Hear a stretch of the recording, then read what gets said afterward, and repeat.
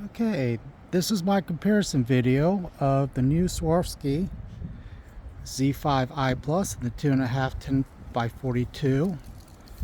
I'm comparing it to my older Fairy Point Zeiss Victory. This is a wonderful scope right there, but as you can see between the two, it is significantly bigger and heavier with a 50mm reticle and a longer. It's definitely an inch or two longer there. The other one I compared it to, which is probably one of the best bangs for its buck out there, is the Meopta Meostar R1 4-12x40, and this has the number 4 reticle on it. That reticle really stands out in the low light. And the last one is also another one of my favorites. Here's the Trijicon AcuPoint in a 3-9x40. This one has an amber dot, but I also have one with a green dot. This is another really nice scope for the money. So you're probably wondering, how does the Z5i Plus compare to these? I mean, this is currently $2,000 MSRP. This one I've seen online buying used all the time for about $400, $500. Same thing with this Meopta, about $500. This Zeiss Victory, with the newer models that have came out, is now probably around $1,000. You can get it used online. This one, actually, I was lucky. I had a Ketten dial put on. It was free promotion at the time, and I've only played it out to about 200-300 yards, and it works. Makes my life a lot easier shooting at that distance, even though you really don't need to dial at that.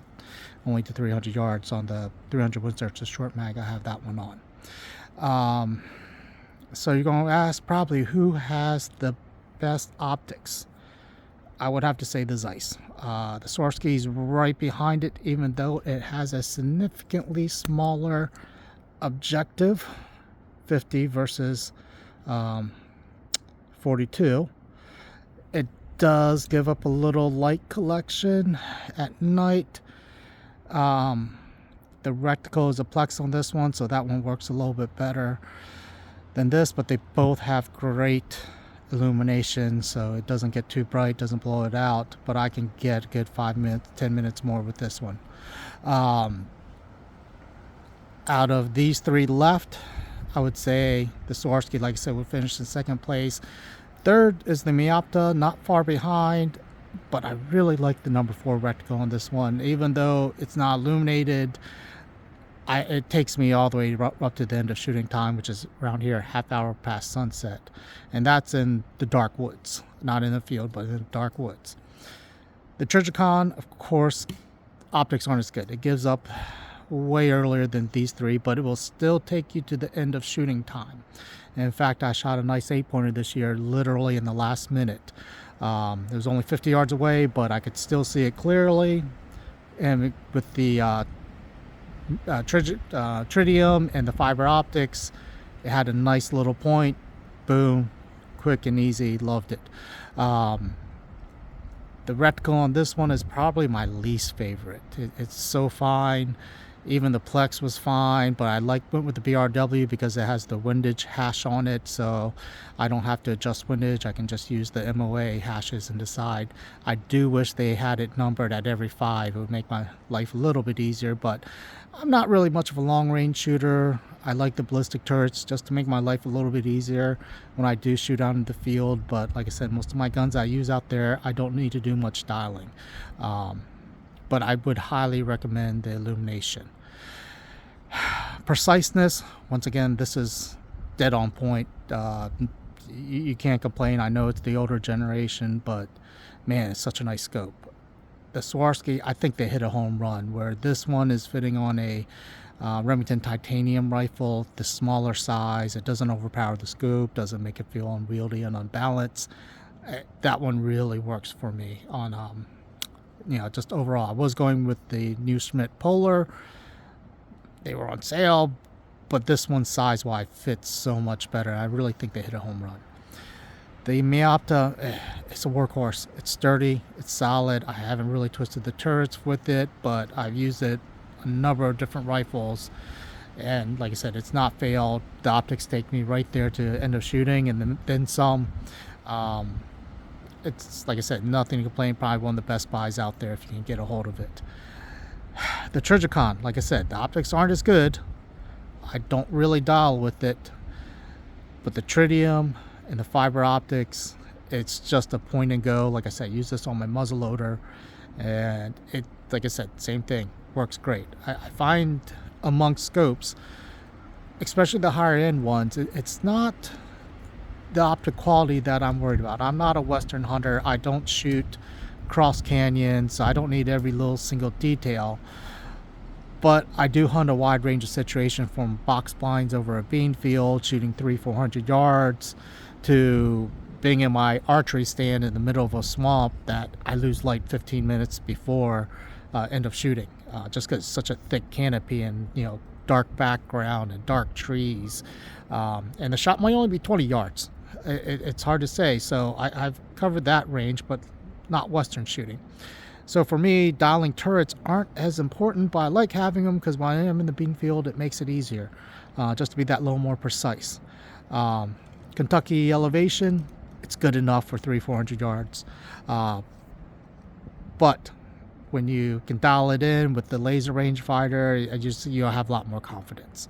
But once again, it's not the optics that really matter, I think, as much. Like I said, this scope, even though it has the worst one, still took me all the way to the very end of shooting time, and I could still make the shot.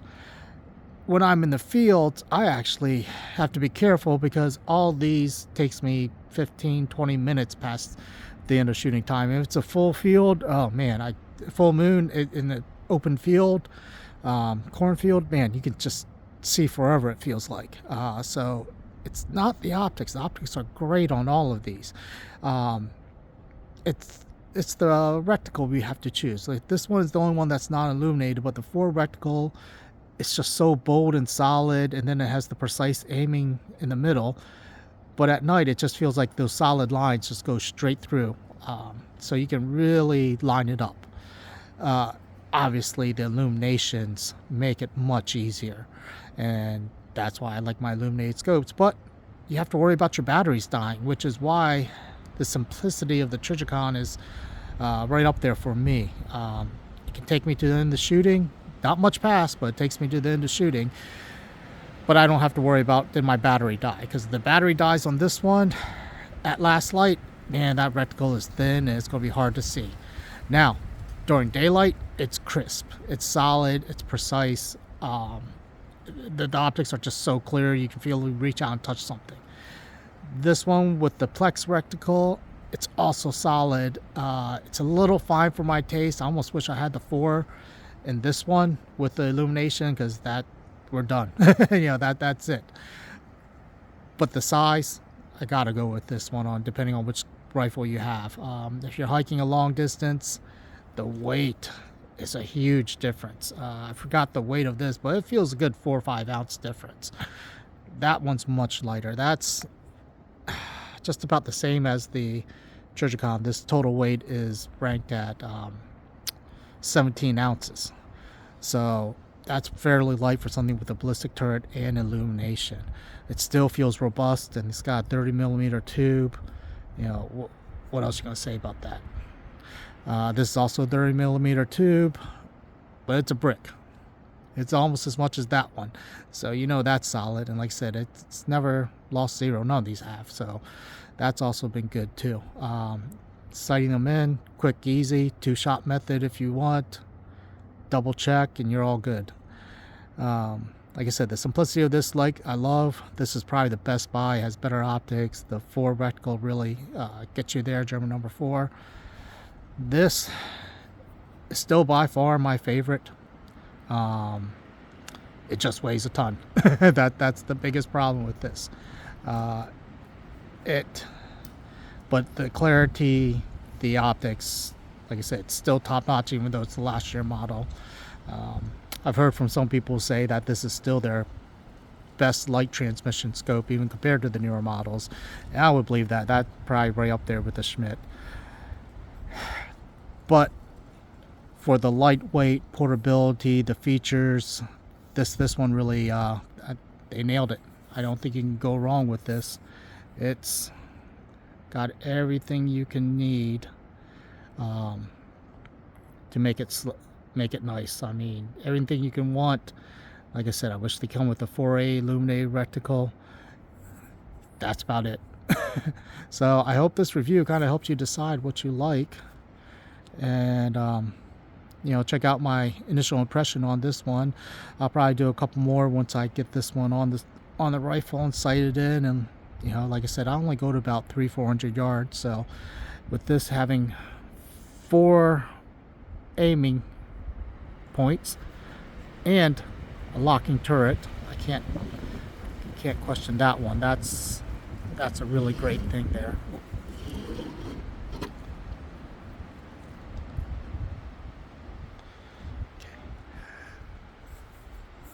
So I'll give more details when I get to play with this a little more.